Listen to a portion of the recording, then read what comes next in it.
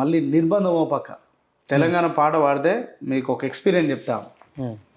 గజ్వెల్ స్టూడియోలో నేను 2005 తర్వాత నేను తెలంగాణ పాట ఎత్తుకున్న తర్వాత తెలంగాణ అమరవీరుల పాట పాడటానికి గజ్వెల్ స్టూడియోకి పోయినా. వేణు గారు అని స్టూడియో ఉంటాడు. పాట పాడి పండుకున్నాను. రాత్రి మళ్ళీ లేట్ అయింది.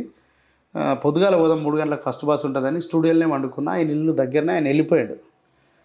ఓపెన్ చేస్తే మధ్యరాత్రి టక సౌండ్ వచ్చింది. అందరూ సౌండ్ వచ్చి మెలుగు వచ్చి కళ్ళు తెరిచినాను. ఇట్లా కళ్ళు తెరిస్తే నా చుట్టూ బూట్లు, ఇట్లా కింద పెట్టిన గన్నులు, కాకి పాయింట్లు కనిపించినాయి.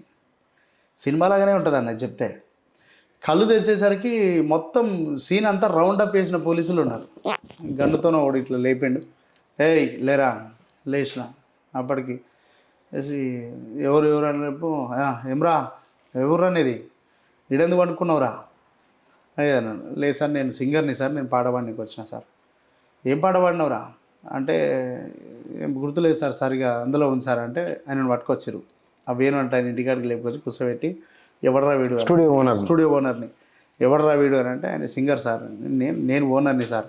ఏం పాట పాడిండ్రా వీడు తీరా అని తీస్తే వేనన్న అప్పుడే ఆ ఫైల్ మీద, ఓపెన్ ఫైల్ మీద ఉన్న అయ్యప్ప ఆల్బమ్ ఓపెన్ చేసిండు.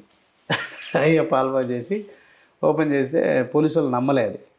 ఏం పాట పాడిండో సూపర్ అని అంటే కొండగట్ట ఆంజనేయ జాతర జరుగుతుంది సార్, జాతర పాటలు పెట్టినాము, అవి ఇంకా ఫైల్ పూర్తి కాలే, ఈయన వాడినది ఒకటి పాట ఉంది, ఇగో ఇది ఈ పాట పాడిండని ఫైల్ చేసి వెనుకకు పోయిండు. ఆ తర్వాత ఇంకొక అతను నా పేరు అడిగిండు. ఏం పేరు రా నీ పేరు అని. నా పేరు సాయి చంద్ అనగానే అందులో ఉన్న కానిస్టేబుల్ గుర్తుపట్టి, సార్ సాయి చంద్ అంటే వీడు పలానా ఆ పాటలే పాడతారు సార్ వీడు అని అన్నారు. అనగానే ఎస్ఐ దగ్గరికి వచ్చి ఇక చాలు కానీ మూసేరా, బంద్ చేసి బండి ఎక్కండి అన్నాడు. 12:30కి ఎక్కించుకున్నారు బండి స్టూడియోలో. ఎక్కించి 3:30 దాకా ఎటు తిప్పినరో తెలియదు. ఇక పోలీస్ జీపుల్ని, ఇక ఆ పోలీస్ జీపుల్లో కూర్చున్న వాళ్ళకి ఆడ నుంచి పోలీసు వాళ్ళ నోళ్ళకు మొక్కాలి. ఇక వాళ్ళ నోటికి మొక్కొచ్చు. ఇక తిట్టుడు అంటే ఇక అది మనం జీవితంలో ఎందుకు బతికినామా అన్నంత టార్చర్. 12:30 నుంచి 3:30 దాకా తిప్పి ప్రజ్ఞాపూర్, కుకునూరుపల్లి, అక్కడ ఇక్కడ దౌలతాబాద్ దిక్కు తీసుకుపోయి అటు తీసుకుపోయి ఏం చేస్తారన్న భయం అయితే ఉంది. కానీ ఇంకా అప్పటికి ఏం డెసిషన్ తీసుకోలేదు, బతికినాం. 3:30కి గజ్వెల్. ఏ సంవత్సరం ఇది? 2006, 2007 సమ్ ఆ గ్యాప్లో. 2006-7 అయిపోయింది. పెద్ద ఏం అడిగేటోడు లేడు, అడిగేటోడు లేడు, సంబంధమే లేదు, అడిగేటోడే లేడు, అసలు అయిపోయినట్టే లెక్క. ఇక గుట్టుకు మిట్టుకు అనుకుంటూ కూర్చున్నా. అంటే రాజశేఖర రెడ్డి సీఎం 2006-7 ఆయననే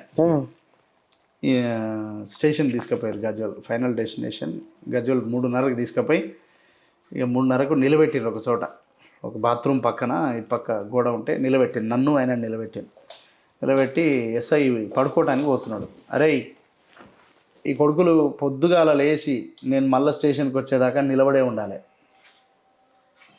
అని అన్నాడు. అని అంటే సరే సీరియస్గా ఏదో అన్న కోపంలో అన్నాడు అనుకున్నాం. ఓ 2 మనుషుల్ని కావల పెట్టి మరీ నిలబెట్టిరు మమ్మల్ని. పొద్దున ఆయన 7:30కి వచ్చిండు. 3:30 నుంచి 3:30 దాకా చీకట్లో తిప్పిరు మమ్మల్ని. 3:30 నుంచి 7:30 దాకా స్టేషన్ కాంపౌండ్కు ఆనుకొని దోమలు కరుస్తున్నాయి, ఇంత దోమలు ఉన్నాయి. నిలబడు కాదు కదా, నీళ్ళు ఇస్తలేరు, ఇట్లా జస్ట్ డౌన్ అయిదామని ఇట్లా ఆంతే వచ్చి కొడుతుండు. కాంపౌండ్ వాళ్ళు ఇట్లా పట్టుకుంటే కొడుతున్నాడు. ఇట్లా నిలబడాలి అంతే. కాళ్ళు పీకుతున్నాయి, కిందికి మీదికి లాగుతున్నాయి. ఎందుకురా నాయన ఈ జీవితం అనిపించింది. అమ్మ పాట బంద్ చేద్దామా అనిపించింది. ఏం లేదు, పాట పాడినందుకే, తెలంగాణ పాట పాడినందుకే పనిష్మెంట్. నిలబడన్నాడు. నిలబడి ప్రాణం అన్న బాడీలో ఉన్న మొత్తం అంతా పోయిందన్న. ఇక చచ్చిపోతాం ఏమన్నా అనిపించింది. నిజం చెప్తున్నా నేను. ఆ చలిలా నిలబడ్డాం, ఎండల దోమల, నీళ్ళు లేవు బాడీకి, రాత్రి తినలేదు. తలుచుకుంటే ఒళ్ళు గూస్ బంప్స్ వస్తాయన్న. నిలబెట్టిండు. 7:30కి ఆ స్టేషన్ ఊడ్చే అబ్బాయి వచ్చి చూసిపోయాడు.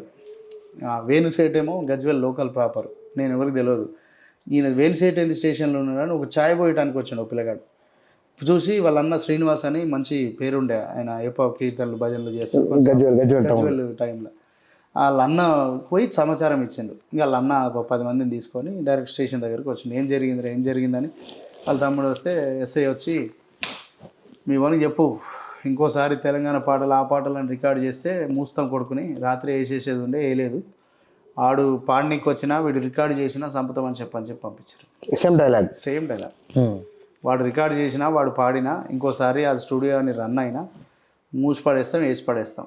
ఇంకోసారి చెప్పు ఇది నీ జామీన్ అని వాళ్ళ అన్న జామీన్ తీసుకొని సొంత పూచికత్తు మీద బయటకు వచ్చినాం. అదొక ఎక్స్పీరియన్స్. ఆ స్టూడియో ఇప్పుడు ఉందా పోయిందా? అది ఇప్పుడు ఆడికి వెళ్ళి ఆ తర్వాత కొద్ది కాలం నడిచిందన్న. ఇంకా వేధింపులు అదంతా ఎక్కువైపోయేసరికి ఆయన హైదరాబాద్ షిఫ్ట్ చేసుకున్నాడు. ఇప్పుడు ఉంది అమూల్య స్టూడియోస్ అని ఇప్పుడు హైదరాబాద్లో ఉంది. ఆయన అదే వృత్తి, ఇంకా అది వేరే దాన్ని నమ్ముకునే ఉన్నాడు. వేనన్న ఇప్పుడు దాని మీదనే ఉన్నాడు. అది రన్ అవుతా ఉంది. ఇట్లాంటి ఎక్స్పీరియన్స్లు ఇక చెప్తే ఇక చాలా ఉన్నాయి. ఒకసారి పాట పాడి